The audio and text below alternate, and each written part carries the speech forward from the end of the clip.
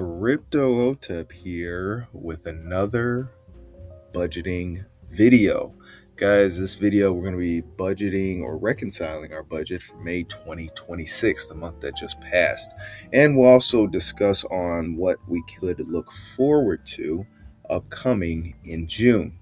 One of the biggest things, if this is your first time watching these videos, first off, thank you. Go to the channel. Hit that subscribe button, hit that notification bell so you know when the videos are coming out.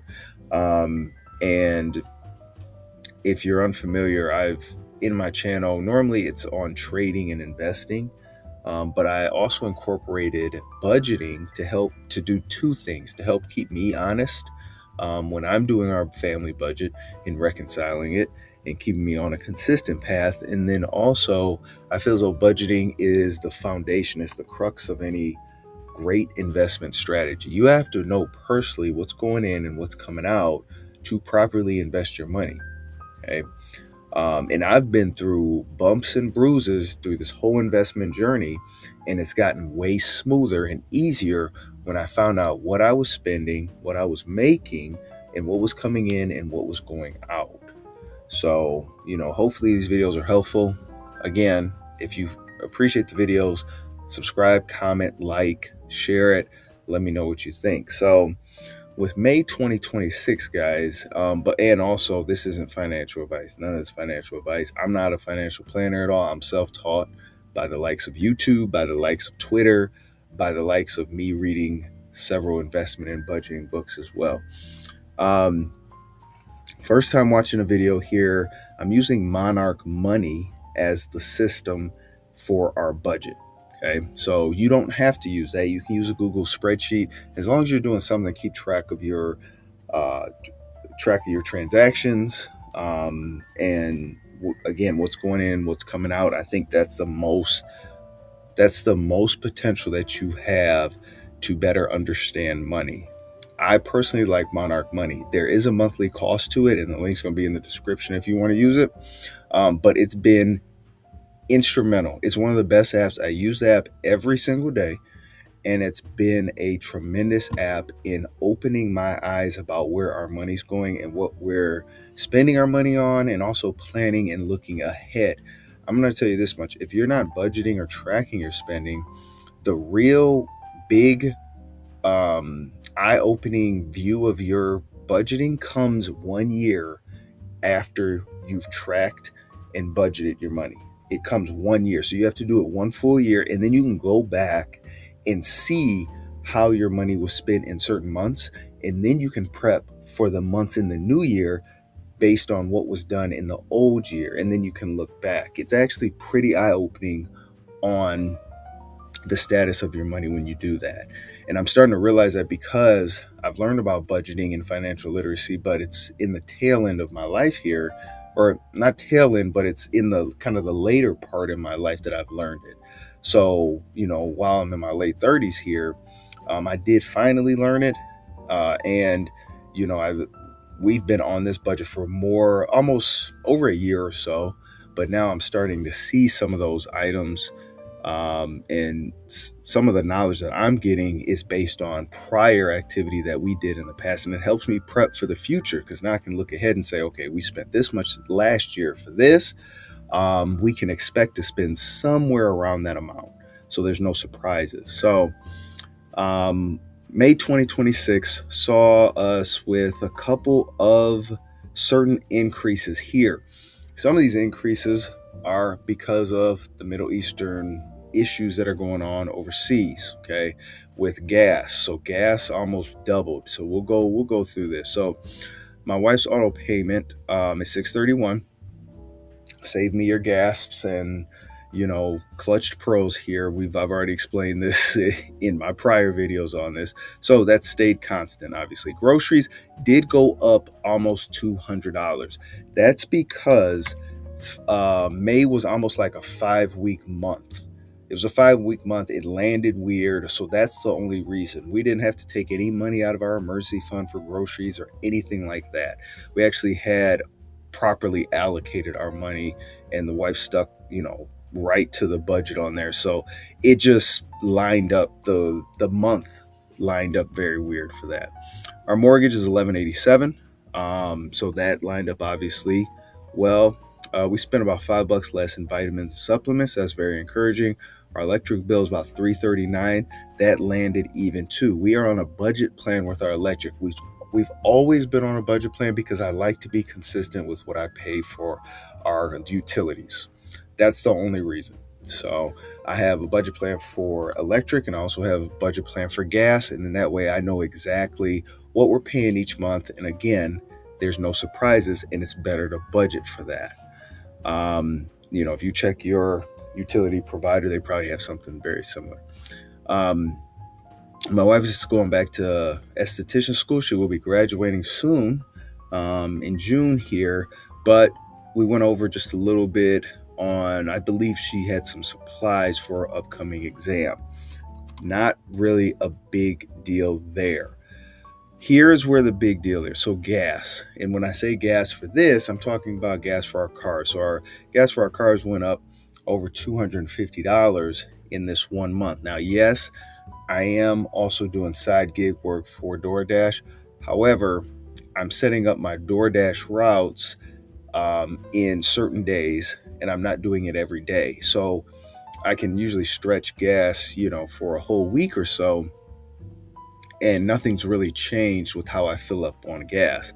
This reason is primarily because my wife's vehicle is a bigger vehicle than mine, and I want to say early May, maybe early mid-May, when prices were near $5, where I'm at currently, or where my family resides, I should say, a full gas tank in my wife's car, was about $120. Normally, it's not that much. Normally, it's around 75 cents, between $70 and $75. So we're getting back to $120. And I felt that at the gas station. I felt that about 4 years ago, because 4 years ago, the same thing happened with my wife's car, and it was around over $100 around then too. So again, not the best feeling in the world, but this is one of the reasons why the gas went up exponentially. Okay. So and I guess understanding this, you have to understand this. And this is where that budget comes in. So now you can put this at the forefront. I have a sinking fund just for gas. I've always had a sinking fund for gas for both of our cars. And so now my thought process is, okay, we may have to stack a little bit more money in our gas fund to cover this, because, gas is getting is a little higher than what it was several months ago. Okay. But if I didn't know this, and I didn't know where my money was going, I didn't know how much gas costs and those type of things, then I'd have no idea that this was happening, and I'd just be paying it. And then I'd probably wonder, okay, why do we have to keep dipping in our emergency fund, or, what's going on? So as soon as I saw us creeping up past 500 for gas, my mind shift switched, and I said, okay, any extra money or anything that we have, it's going to go to that gas fund. Okay, because it is a need. We need it in our vehicles to go to work, go to school, those type of things. Water came in regular here. My wife's nails and lashes, that did come out a little bit higher than expected. That was a little bit over $200 expected. So about 703. Normally it's about 500 a month or so. So I believe this was primarily because this was, I think, the second month my wife also got her hair cut and all that. So this will stabilize out, and we'll get back on track coming in June or so. So not really worried about that. Comcast came out the same per usual. AT&T phone came out the same, 174. If this is your first time watching the video, the 174 is not for one phone. It's for two phones and also a watch, Apple Watch. Okay. Gym membership, same. Auto insurance, same. Auto insurance is for 3 vehicles as well, just as a reminder. And then housing expenses. I'm looking at this on my phone as well. So our housing expenses increased from we have $750 to what we spent actually was around $1,200. So that's a delta of $451. What was the reason for that exactly? Well, we had a lot of expenses we opened up our pool. So we had some expenses for that. We also had some backyard expenses that we had to cover, like for flowers for my wife, for the garden, and that increased the housing expenses. And we bought a couple plantable trees as well, so that also increased those expenses. So a lot of like odds and ends around the backyard to help beautify, if you will, the backyard that we have. So again, those are some of the pieces that we did have to use a little bit of money from the emergency fund to help supplement for this. And this expense will definitely be going down and stabilizing once we get further into the summer season here. Our haircuts came out the same here. My son and I, we both got our haircuts this month. Auto payment for me was $384. Came out as $384. I also get a reimbursement for that for my job, so it's kind of like a wash. And then that consumer's energy. So this is gas here. So we talked about electric. That gas is also on a budget plan. It's $92. Came out the same. And then this is probably one of the bigger ticket items. So kids needs. So this was primarily high this month. And the reason for this was our youngest actually had a birthday. So our youngest we had a birthday party for our youngest. And so a lot of things went into that in terms of the establishment that we had the party at. And then obviously gifts had to be purchased for that. And then also, some supplies for the party and those type of things, such as food and those items as well. Okay. I'm just looking in the mobile app just to see some of the details here. But yeah, that was primarily it, was kind of revolving around that. Now going into June, we still have one more birthday party coming up as well. And then we also have my wife and I's anniversary. So June, that end of May, June time frame is very busy, very expensive. Okay. But a lot of good things that are going on. Financial fees. This is a membership fee that we paid for Chase Sapphire. So this had to be paid. This is all that was for the Chase Sapphire card that we use. Family entertainment and eating out. We had a delta of $260. Surprisingly, we didn't have to pull a lot of money for this. Again, when we have May in that 5-week month, it throws off a couple things from our budget, because it makes it look kind of bigger than what it actually is. And another thing, if I can go back up here, the housing expenses now also include some Amazon purchases as well. So if an Amazon purchase is on a subscribe and save, or it has to do with the overall betterment of the house, or certain things that we need for the house, then I'll just throw it in under housing expenses instead of Amazon having its own category. Okay. Let's see, but the family outing,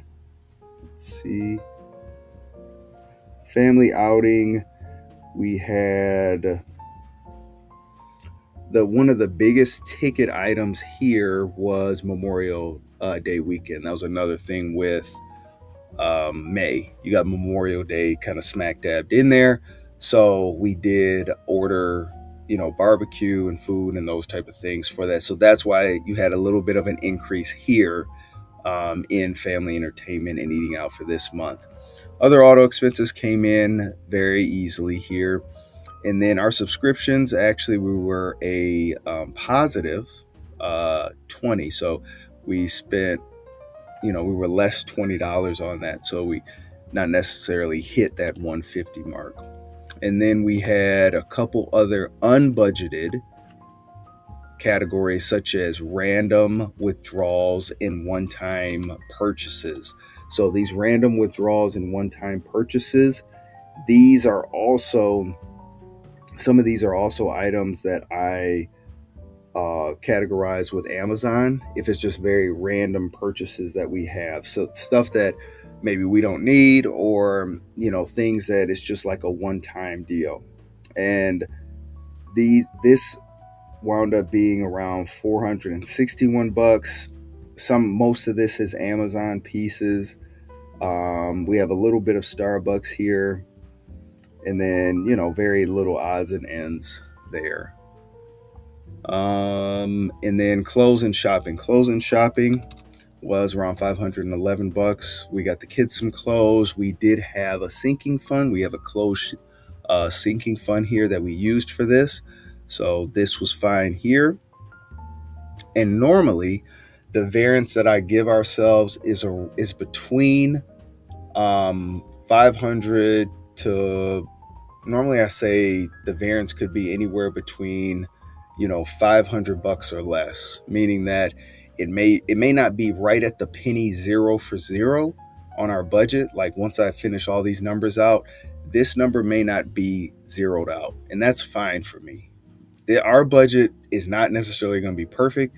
It's not going to always be zeroed out, but I want to see where we're at currently. So here it's at $169.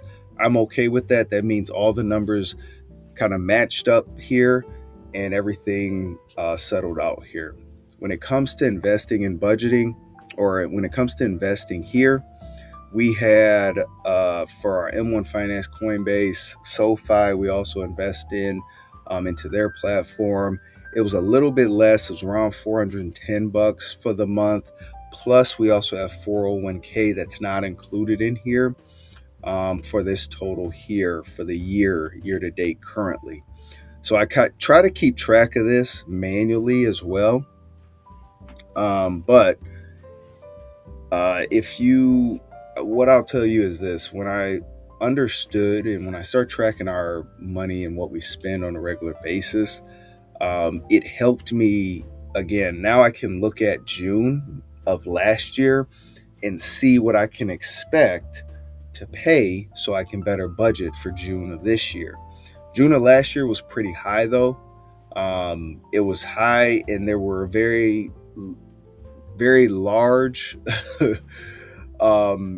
random purchases that we won't be making for this year. So this year is going to look a little bit different. It's probably going to look a little bit less than May, I would think. But June will probably more than likely be less than what we spent last year. And that was because we had a once in a lifetime trip that we had coming up. So we were buying clothes for that and, buying certain things for that trip. And now we don't have that right now. So, for June, we have another birthday party for one of our kids. We have our anniversary, my wife and I, and then we also are looking towards 4th of July as well. So we have a couple things that are still lingering out there that are upcoming to think about when you're looking at budgeting and looking at what things cost. And if it's helpful, I not only do this with our budget, but I also write things down in a list. It's like the dad's list of just certain things that I hear or overhear the kids or my wife saying that we need, and maybe we can't buy it right now, but I write it down so I have it on my list, so when those funds come in, I can kind of just check it off my list as I go. So hope this helps, guys. As always, if you like the video, feel free to like, subscribe, comment, let me know what you think. And as always, guys, thank you and happy budgeting.